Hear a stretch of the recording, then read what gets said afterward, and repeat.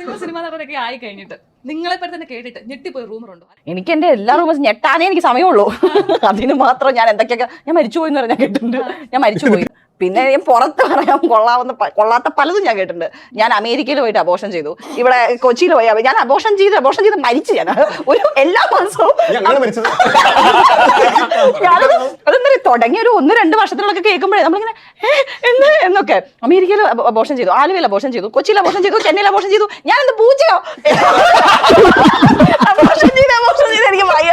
അവസാനം എനിക്ക് മടുത്തത് കേട്ട് ആരെങ്കിലും എന്റെ അടുത്ത് വന്നിട്ട് ഞാൻ നിന്നെ പറ്റി ഞാൻ അബോർഷൻ ആണെങ്കിൽ ചെയ്തു എന്നങ്ങനെ വിചാരിച്ചേക്ക ഇനി ചോദിക്കരുത്. കാരണം ഒരു പരിധി കഴിയുമ്പോഴേ ഇതെന്തത് ഞാൻ അബോർഷൻ ചെയ്യാൻ വേണ്ടിയാണ് ഇത് കേട്ട് പിന്നെ ഒരു സമയത്ത് ഞാനും അനൂപേട്ടനും കൂടി കല്യാണം കഴിഞ്ഞു എന്നൊക്കെ പറയായിപ്പോയി.